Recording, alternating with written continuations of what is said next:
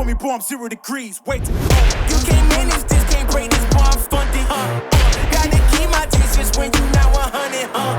Those the same gon' say they love you, they ain't funny. You can't match my energy, and yeah, you know it. Way too cold, yeah, man, way too cold. 자, 안녕하십니까, 카동의 최필입니다. 자, 오늘은 바로 뒤에 보이는 2023년 레스턴 스포츠 칸 내수 시장에서 독보적이고 굉장히 매니아틱한 그런 쌍용의 픽업 트럭이기 때문에 좀 보시기만 하시더라도 굉장히 멋있지 않나요?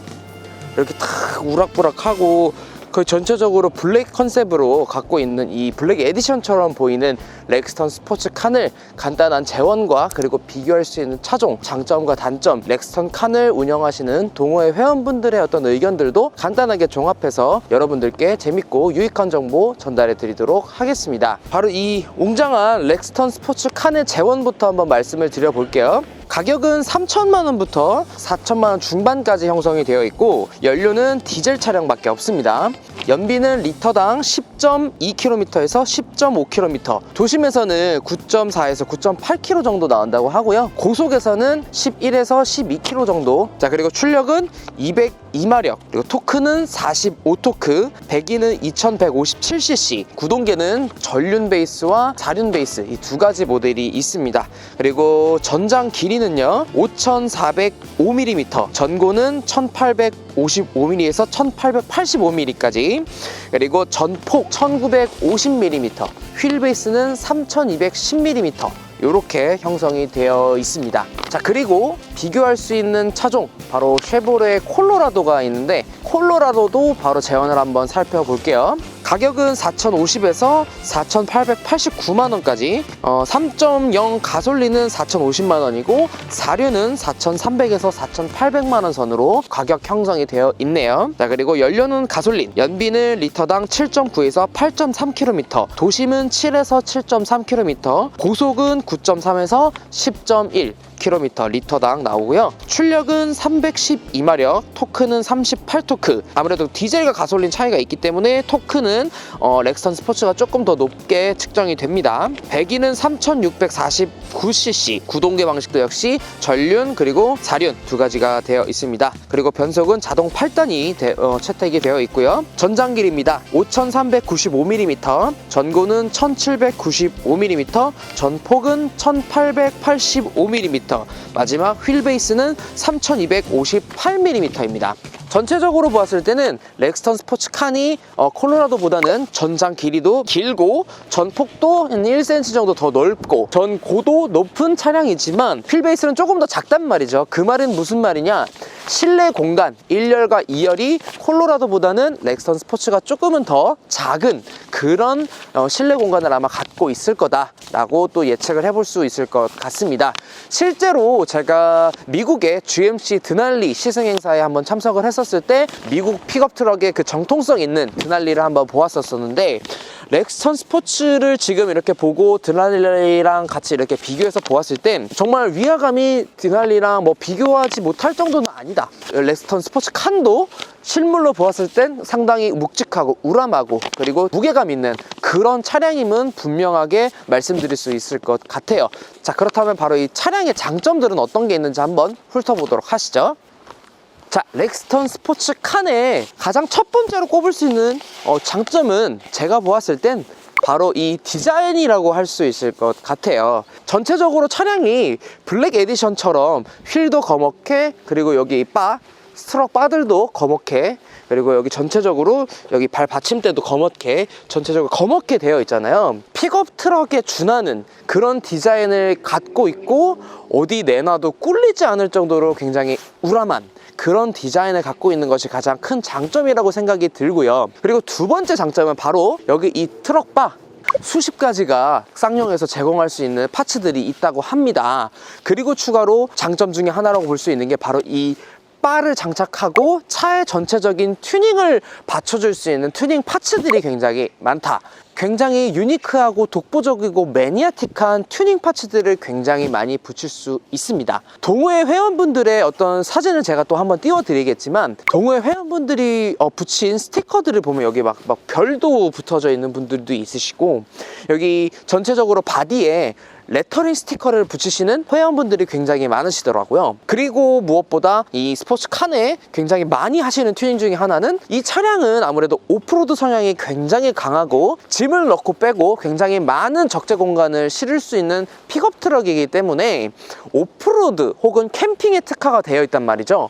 그래서 지금 보시면 여기 이제 서스를 좀 많이 튜닝 하시는 분들도 있고, 스포츠카를 좋아하시는 분들은 자세를 위해서 좀 차량을 낮추는 그런 작업을 많이 하시잖아요. 뭐 예를 들어 G70이나 아니면 스팅어, K5도 하시는 분들도 계시고, 여러 가지 차를 전체적으로 이렇게 에어 서스를 적용함으로써 쭉 낮추고 쭉 올리고, 반면에 렉스턴 스포츠 칸 같은 좀 큼직한 차량을 타시는, 특히나 픽업 트럭을 타시는 분들은 이런 서스를 오히려 낮추는 게 아니라 좀 더 높여서, 그리고 더 이 휠 하우스를 더 각지고 더 멋스럽게, 더 큼직하게 이렇게 튜닝을 하셔서 다니시는 분들이 굉장히 많습니다. 칸의 장점 중에 하나가 바로 이 튜닝 파츠들, 나를 표현하는 부분에서 더 다양하고 훨씬 더 많은 영역에 유니크한 그런 감성으로 또 튜닝을 할 수 있는 그런 차량이다 라는 것을 또 말씀드릴 수 있겠네요. 다음 장점으로는 아마 많은 분들이 공감을 하실 수 있을 것 같아요. 쌍용만의 아이덴티티를 갖고 있는 그런 차량이다 라고 저는 좀 생각을 합니다. 쌍용이라는 인식이 8, 90년도에 무쏘, 체어맨, 그 차량들의 공통적인 부분은 V8기통, 그리고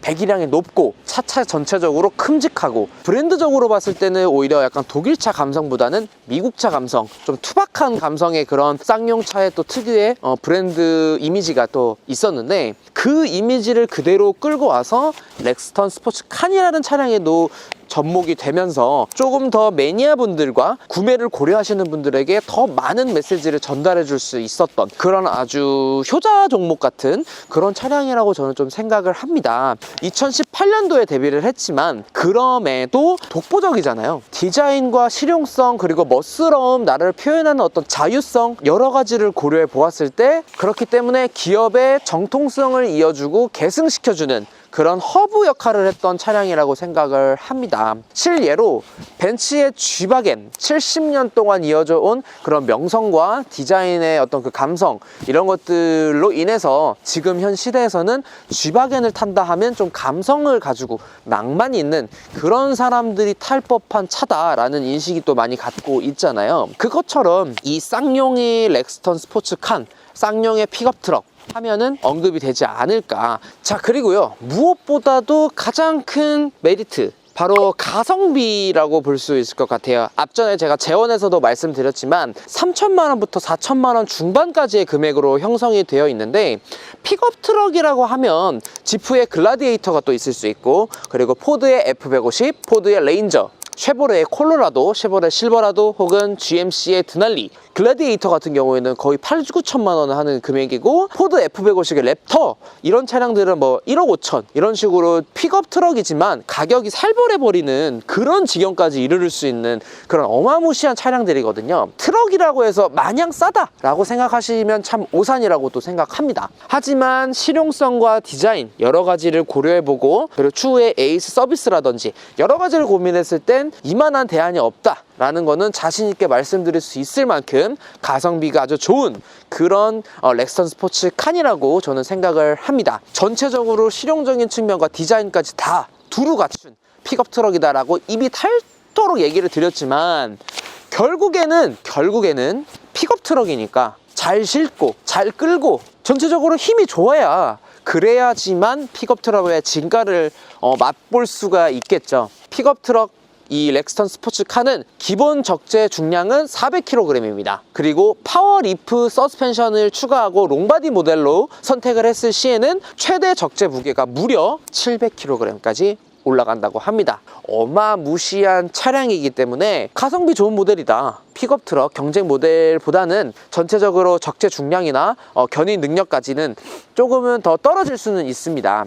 렉스턴 스포츠카는 최대 견인 무게는 총 3톤, 쉐보레 콜로라도는 3.4톤. 근데 그거는 금액적인 차이일 것 뿐이지, 금액적인 차이를 배제하고서도 구독자님들께서 구매를 고려하시는 사항에서 금액이 아니고 실용성이거나 가성비 혹은 디자인의 파츠들이 있는 그런 좀 유니크한 감성을 갖고 싶은 차다라고 생각을 하신다면 이만한 대안은 없을 거다 라는 부분을 좀 말씀드리고 싶네요. 자, 그리고 반면에 이 렉스턴 스포츠칸의 단점도 분명히 존재합니다. 단점이라고 언급을 드렸지만 굉장히 주관적인 어떤 그런 단점이자 장점이 될 수 있을 것 같아요. 저 같은 경우에는 차량을 어떤 좀 클래식한 디자인적인 보다는 좀 모던하고 세련된 그런 차량을 좀 선호하기 때문에 실내 디자인적인 부분에서는 이런 좀 투박한 내비게이션과 좀 에어 선풍구가 좀 이렇게 길쭉하게 남성성을 좀 강조할 수 있는 그런 좀 투박한 디자인으로 되어 있고, 기어봉 굉장히 마초적인 느낌이 많이 듭니다. 그래서 이 자동차라는 것의 어떤 클래식함과 어떤 유니크함을 더 추구하시는 분들이라면 이런 디자인적인 실내 디자인을 좋아하는 그 매니아틱한 매력은 분명히 좀 느낄 수 있을 것 같다라는 생각을 많이 해봐요.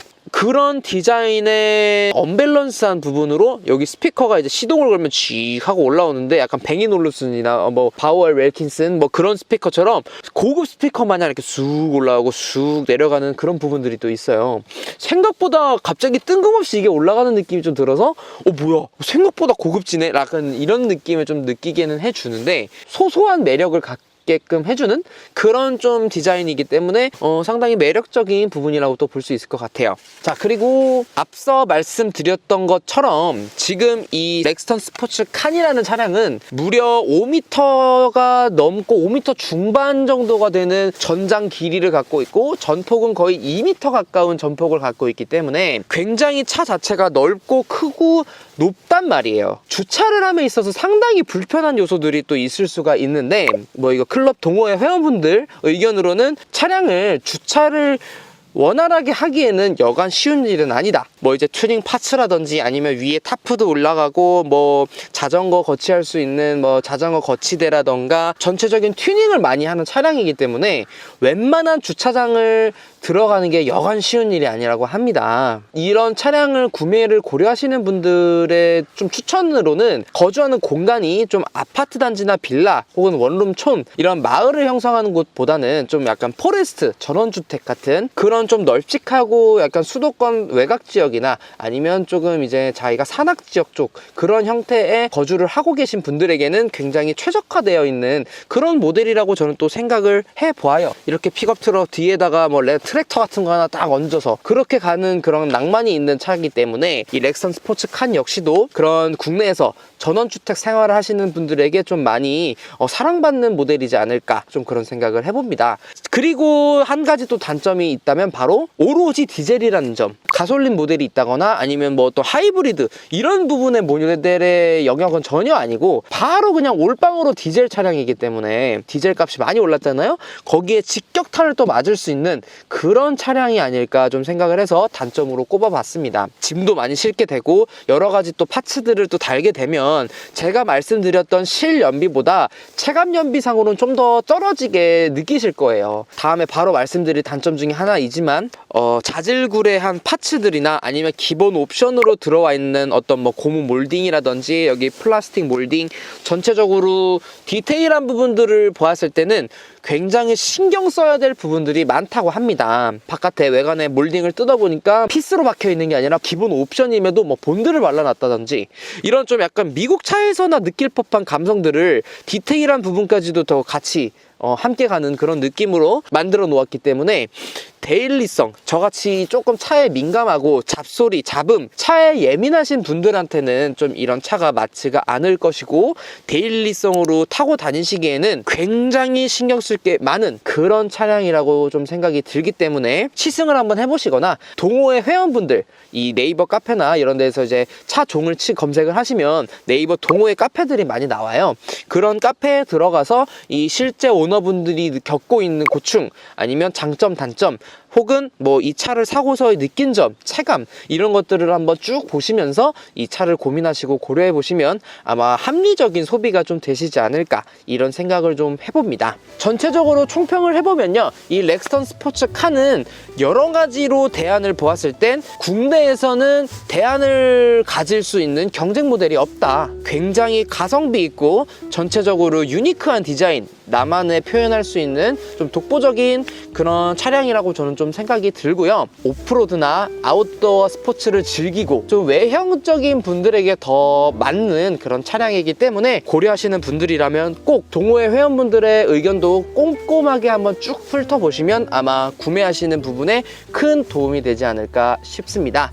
네, 지금까지 카동의 최 PD였고요. 앞으로도 더 다양하고 재미있는 그리고 유익한 차량들로 정보 제공해드리도록 하겠습니다. 네, 지금까지 카동의 최 PD였습니다. 감사합니다.